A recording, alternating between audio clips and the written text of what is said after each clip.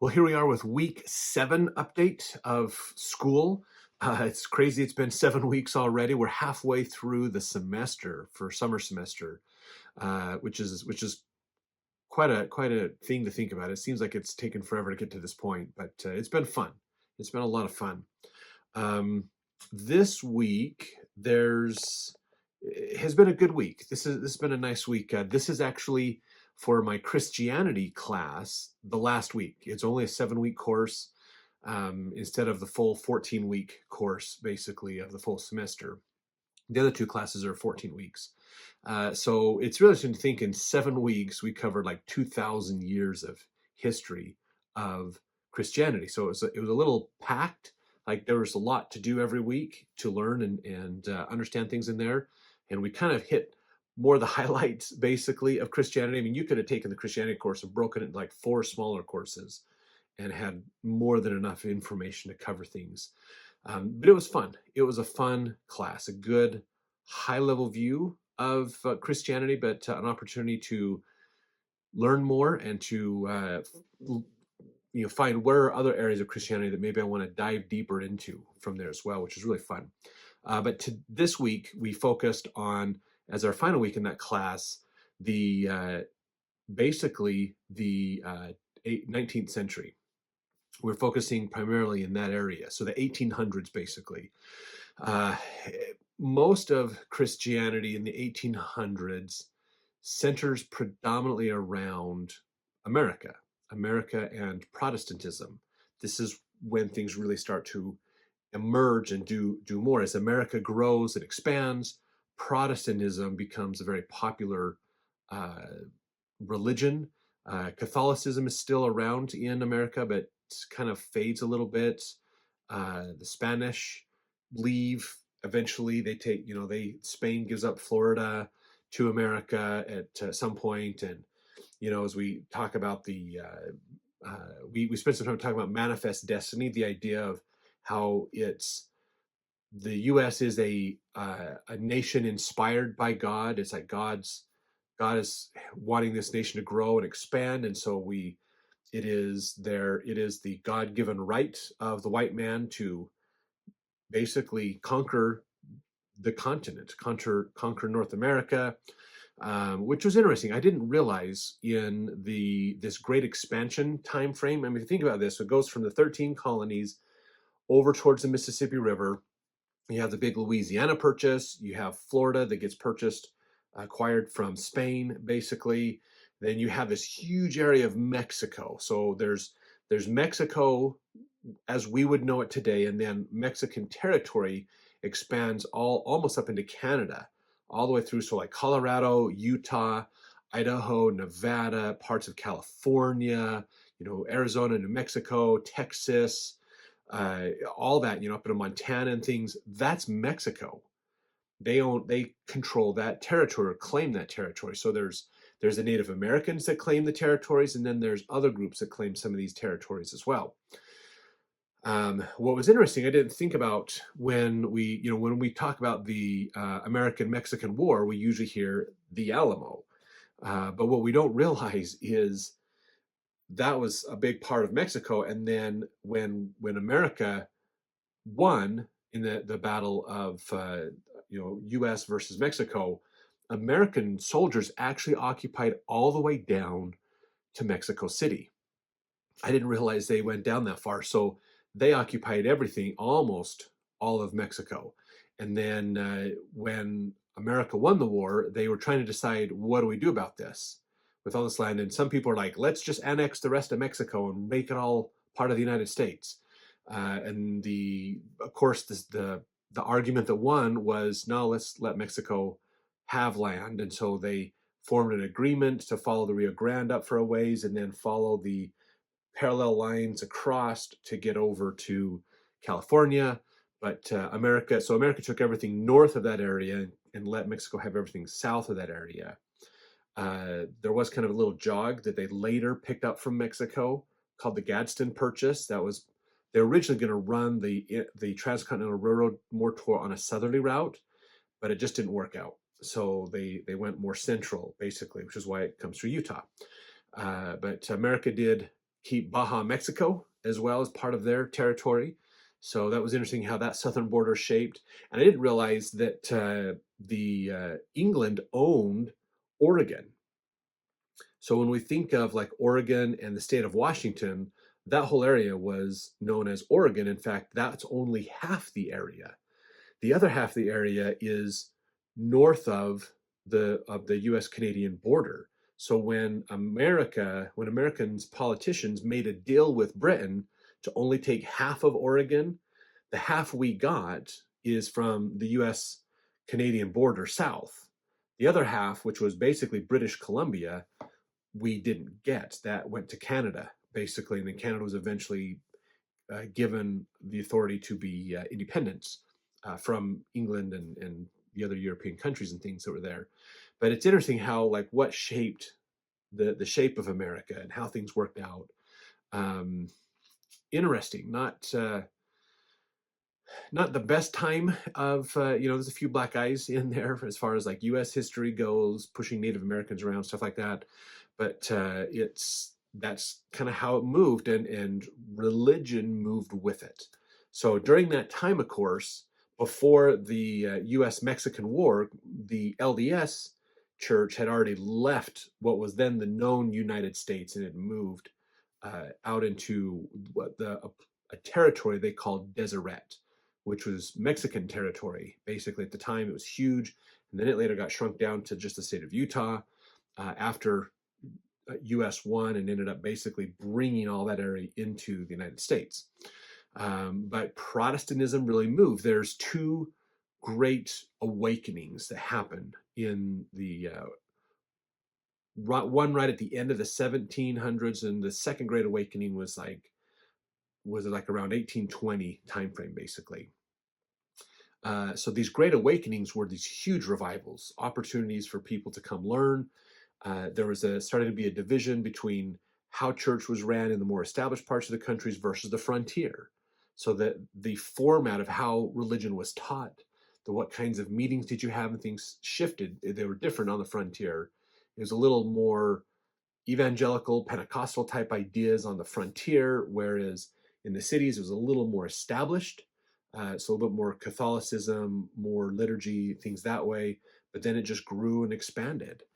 So just kind of interesting how the the geography of America changed, the position in the world changed for America as it became a world power, and religion shifted as well because of religious liberty in the United States.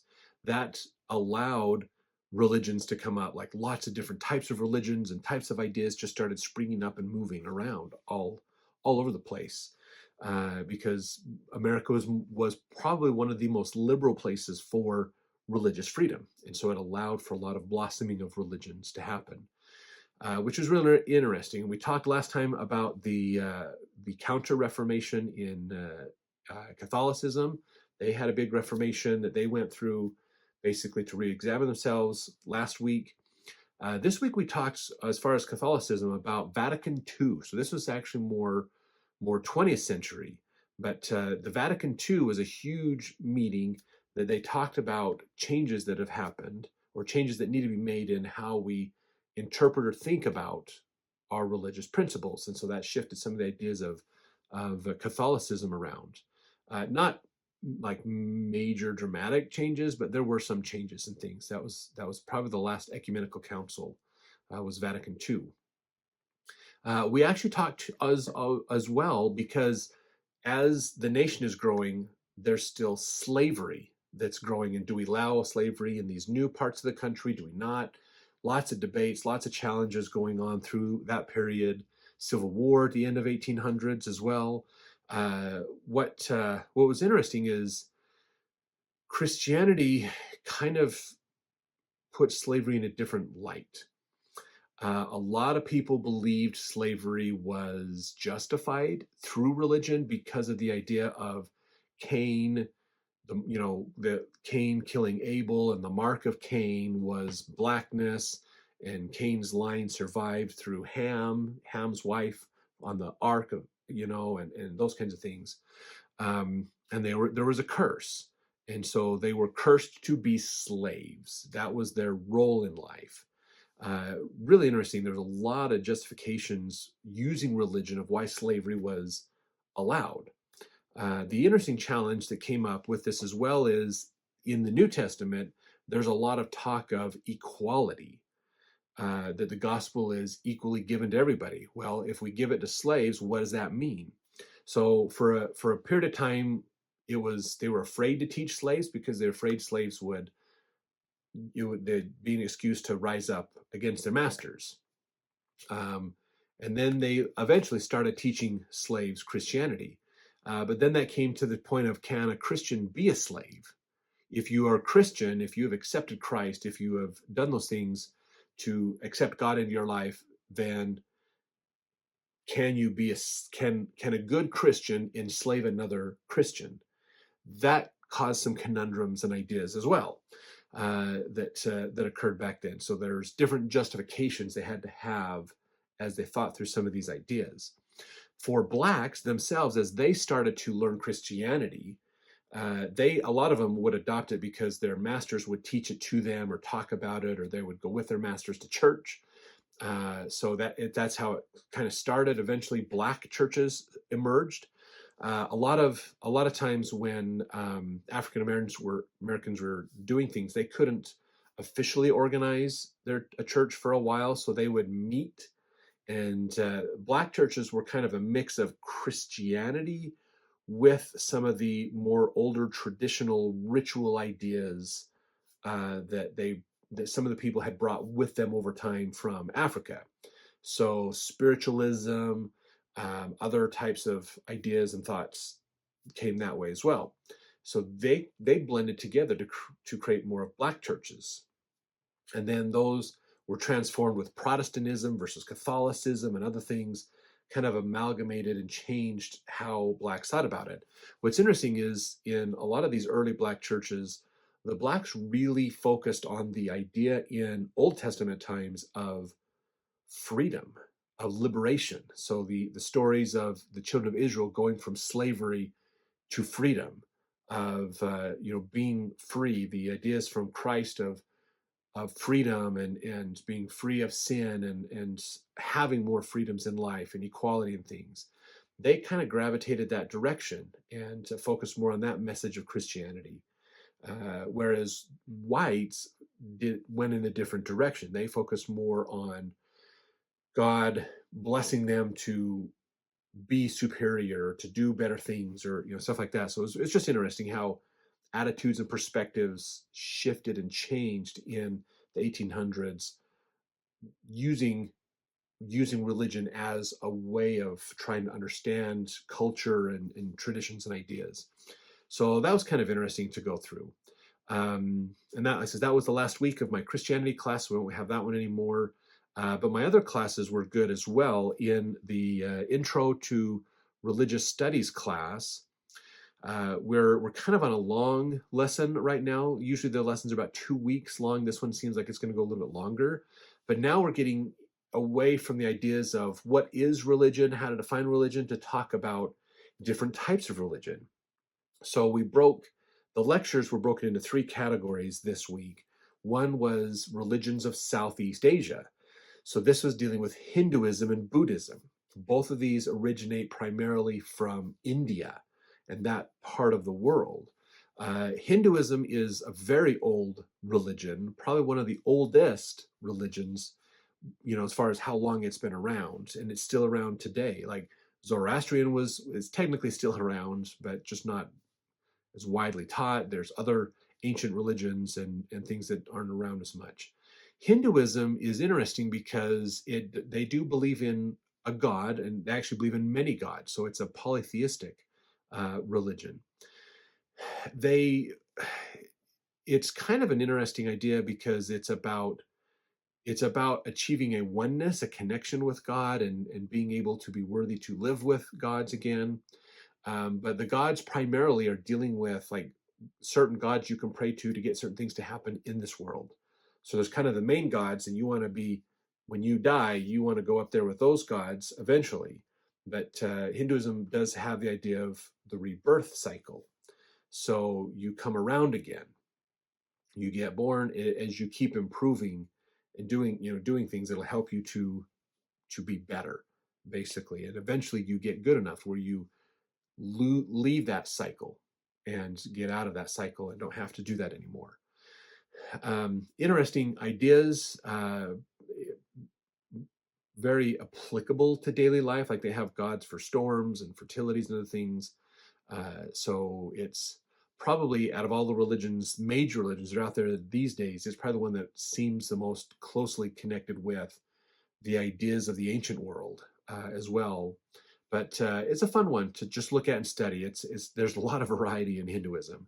Asceticism is a huge part of Hinduism, and this is the idea of denying yourself the creature comforts of this world. So you don't make a lot of money, you don't eat fancy foods, you don't go on vacations and things. You live a pretty rough life. If you see the ideas of people laying on beds of nails, or these monks that are doing like crazy things that just seem like almost inhuman or hard to do, that's Hinduism.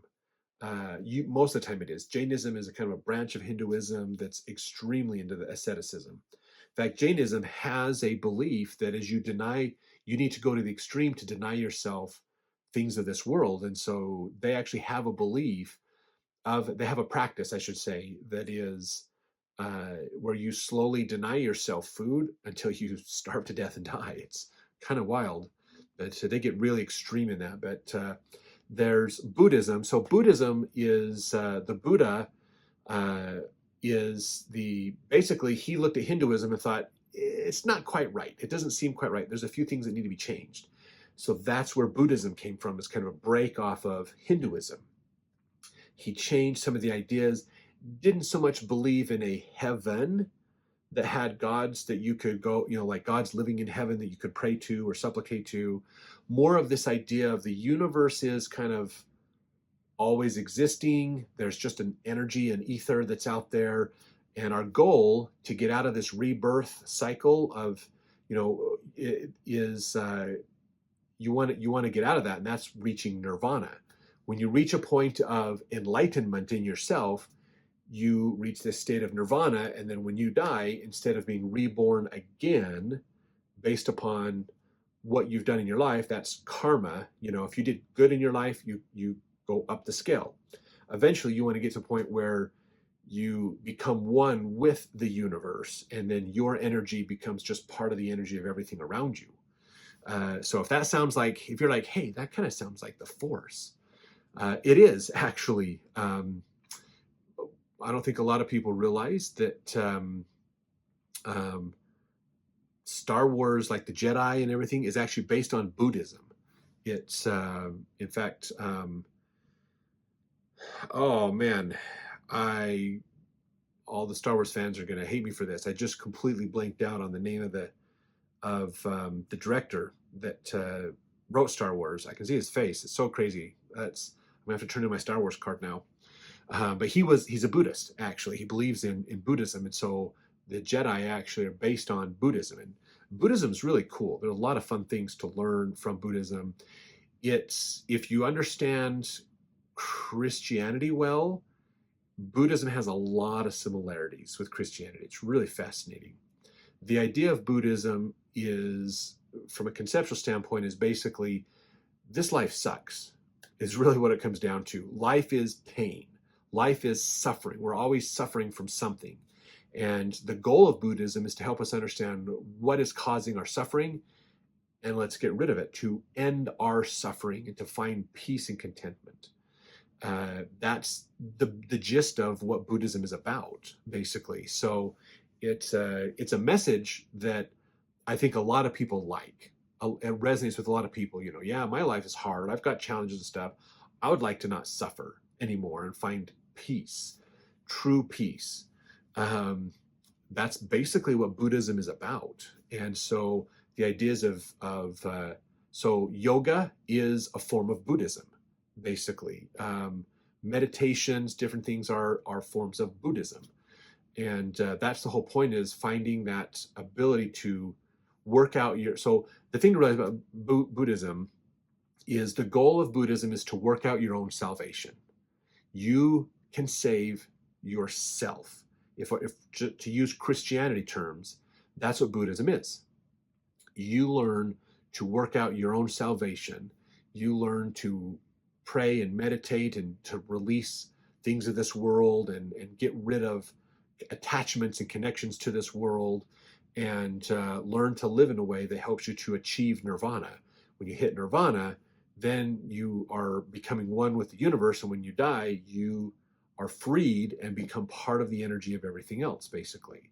And that is the ultimate state of being to be at, where there is no suffering, just peace, contentment. It just is. So it's really fun. I would recommend learning more about Buddhism. Like, there's some really good principles and ideas in there. I did go to a local Buddhist, not a monastery or something, but there's a Buddhist group in my area, and they meet every week and they talk about Buddhism and practice Buddhism and things. So for one of our assignments is we have to go attend another church, basically, and learn about that church and do a report on the church. I picked Buddhism. I happened to do a search for local churches and found this Buddhist group, the Sangha, that meets. And so I went and visited them, Cache Valley Sangha. In fact, shout out for them. Really cool group. It was really fun. I totally enjoyed going to their meetings, and hope I can actually attend some of their other meetings. It was a really good experience. It's just such a nice place. It's very welcoming, very calming, and you feel pretty peaceful by the time it's done. It's really a good experience. But Buddhism's got some good stuff. If you, the more you understand about Christianity, again, you'll see things in Buddhism and go, wow.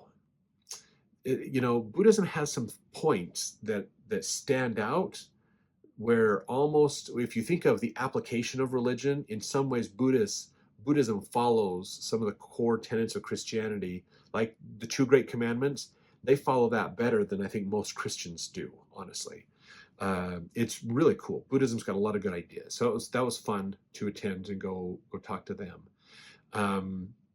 So the other religions that are out there, one is the Chinese religion. So that's Taoism and Confucianism. I spent a lot of time learning about Confucianism. We've talked about it through my Chinese history class, but we're in the religion class, we're studying those as well to understand them. Taoism and Confucianism aren't so much what would you call a typical religion.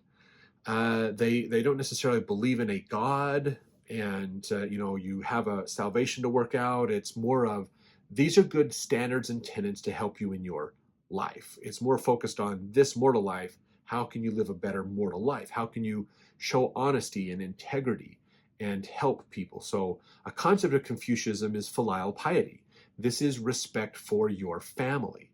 How can I show respect for my family, and how can I honor my family? So a lot of Chinese concepts and ideas come from Confucianism. It's interesting because Confucianism was kind of adopted a little bit early on, and then as the empire started to grow after the 100 Flowers period, Confucianism was destroyed in an effort to combat other ideas from like legalism and things. But then later, emperor said, no, Confucianism is what we want. We want to get away from legalism. That's hurting us. And then Confucianism came back, and it's kind of been the main thing that they've had in China. So most ideas in China are Confucius ideas, and really just, it's good advice. I mean, honestly, there's a lot of good advice in Confucianism about being honest and having integrity, and what kind of leaders should you look for, and those kinds of things. There's a lot of good stuff that's there. Buddhism kind of mixes in a little bit over time with Confucianism in China, but some really interesting concepts and ideas come out of them. The other type of the genre of religion that we've talked about is the idea of Abrahamic religions. So Abrahamic religions are religious traditions that claim a connection with the great prophet Abraham in the Old Testament, that they descend from him either literally or his religion, basically. If you remember the story of Abraham, he was in a very polytheistic community. His dad actually was a craftsman making gods. And so it was his job to help set the gods out and sell the gods to the travelers and things. And he's like, if my dad's making gods, is my dad a god? Like, how does this work? If a human makes a god, how does that work? And and one of the altars, one of the idols basically falls over, and he's like, hey, if you're a god, pick yourself up. And he comes back the next day, and the idol's still falling over. He's like, if you're God and you can control, people are praying to you to control the elements, why do I have to pick you up off the ground if you fall over? So Abraham saw a lot of problems with the idea of polytheism of the time, and so he tried to pray and understand who's the real God, and that's when he was blessed with wisdom and guidance and things, uh, the Abrahamic covenant and other things came out of him. So the major Abrahamic religions are, of course, Judaism is probably the most common one people think about, and of course, a branch off of Judaism is Christianity that tries to avoid Judaism and says we go right back to Abraham without having to go through Judaism. But Jesus was a Jew. He started in Judaism. All the original apostles were Jews. They started in Judaism, with the exception of Paul, but he technically was a Jew. Anyways, and then Christianity kind of breaks off from Judaism and kind of becomes its own thing eventually. So it's always going to be tied to Judaism. But other religions, too, that are seen this way is Islam.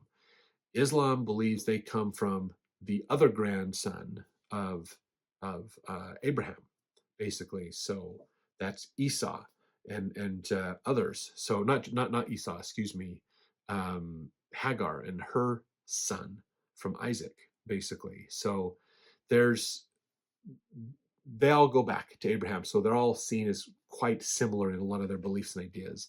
But yeah, Islam is a cousin to Christianity, to Judaism, basically, as a religion, and so a lot of similarities in these religions, which is really fun to learn.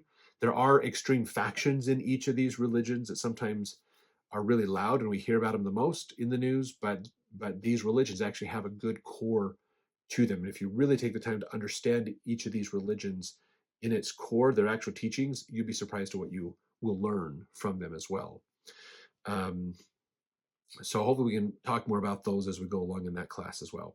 So my Chinese history class, we kind of stopped getting into history as much as this week we spent more time understanding Buddhism. How does Buddhism come about? What is Buddhism? What are the beliefs and ideas of Buddhism? Excuse me. And it's interesting because Buddhism isn't so much an established religion as it is just a group of ideas. And Buddhism looks different, even the art of Buddhism. So if you're looking at like Buddhist statues or paintings or artwork or things like that of Buddhas, you'll see different styles. So Buddha in China looks different than the Buddha in India. Buddhas in Europe tend to take on more of a Greek style, like the toga, basically. Whereas in India, it's more the traditional robes. In China, it's more of a Confucius type robe or idea that we'd see from China. So even Buddha is dressed a little different and sometimes described a little different based upon the different cultures that have adopted that philosophy, which was kind of cool to see. Buddhism, like I says, is a really cool religion. A lot of fun stuff to learn from that religion.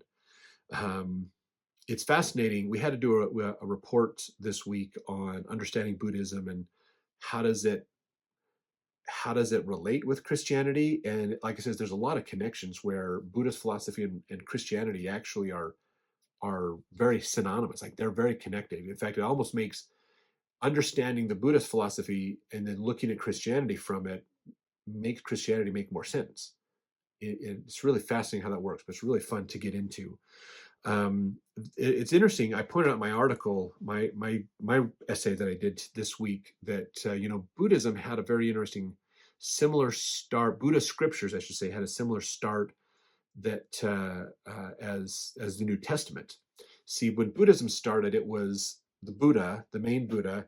He was learning and claimed he reached nirvana and was able to do that, and then he was teaching his people. So So Buddhism started as an oral tradition.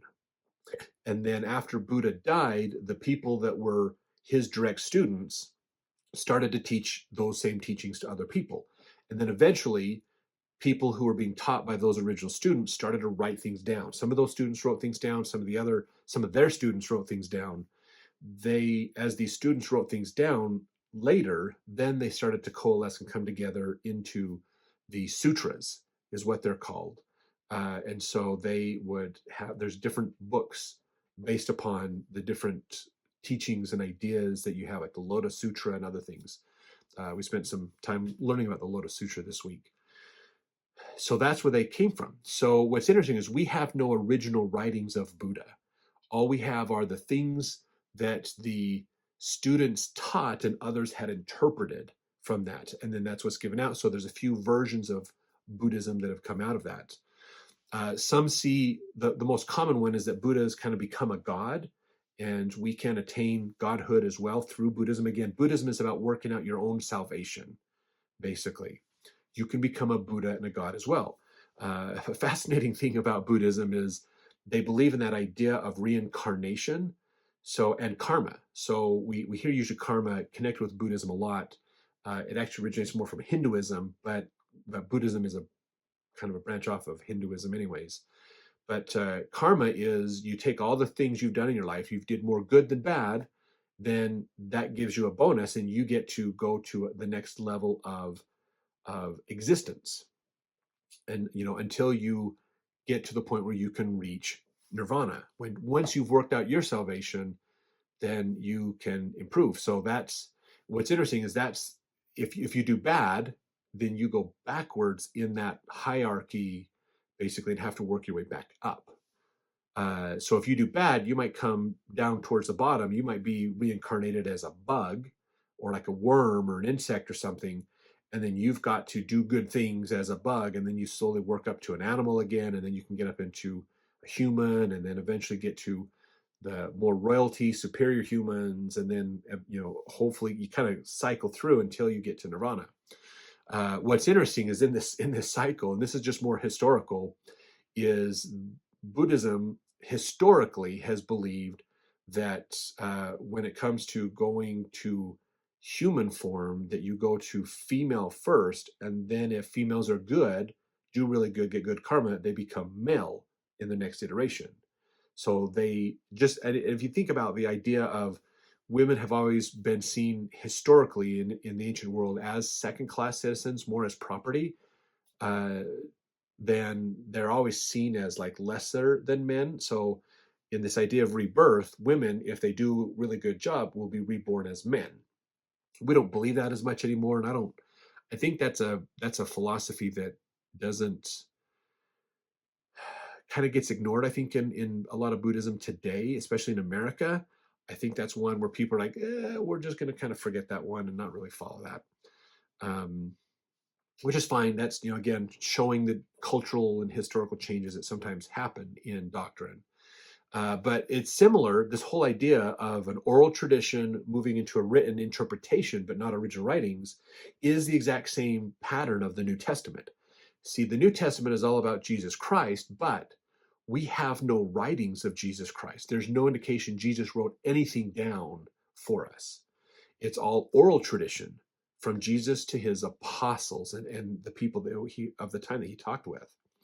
They sometimes would write it down. Like we hear Matthew has written a lot of stuff down, or others wrote it down, and then that got transferred to the people who were the students of the apostles, like Luke.